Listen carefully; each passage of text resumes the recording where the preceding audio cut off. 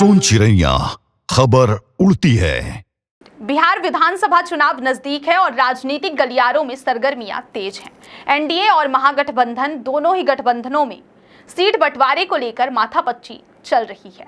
जहां महागठबंधन में लगातार बैठकें हो रही हैं, तो वहीं एनडीए के नेता लोकसभा चुनाव की तर्ज पर आसानी से बंटवारे का दावा कर रहे हैं। लेकिन क्या यह वाकई इतना सरल है?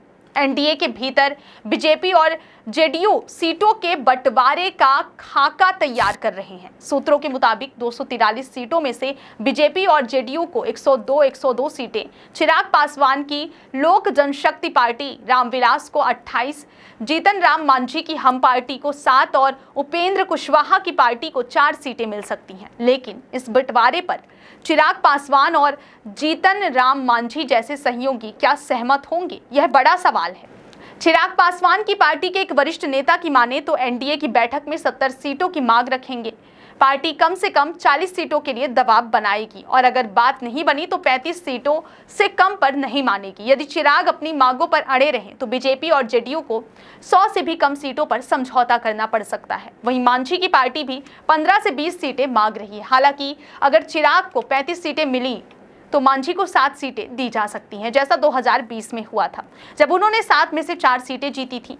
यह खींचतान एनडीए की एकजुटता के लिए एक बड़ी चुनौती बन सकती है। गठबंधन की मजबूती इसी बात पर निर्भर करेगी कि सभी दल आपसी सहमति से कितना त्याग करने को तैयार हैं। यह भी नहीं भूलना चाहिए कि चिराग पासवान पहले यह ऐलान कर चुके हैं कि उनकी पार्टी सभी 243 सीटों पर चुनाव लड़ेगी। हालांकि एनडीए में रहते हुए यह देखना होगा कि उन्हें कितनी सीटें मिलती हैं। यदि चिराग अपनी मांगों पर अड़े रहते हैं और गठबंधन में सहमति नहीं बनती तो यह बीजेपी और एनडीए दोनों के लिए नुकसानदायक हो सकता है।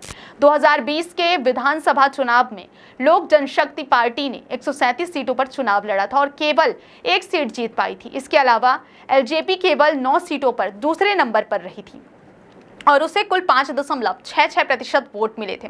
हालांकि 2020 में सिर्फ 1 सीट जीतने के बावजूद एलजेपी ने 137 सीटों पर चुनाव लड़कर बीजेपी और जेडीयू के वोट बैंक में जमकर सेंधमारी की थी, जिसका सीधा फायदा राजद को मिला था। राजद 75 सीटों के साथ सबसे बड़ी पार्टी बनी थी, जबकि बीजेपी को 74 और जेडीयू को 43 सीटें मिली थी। तो क्या इस बार भी चिराग पासवान एनडीए के लिए मुश्किलें खड़ी करेंगे या फिर एक सर्वमान्य समाधान निकलेगा?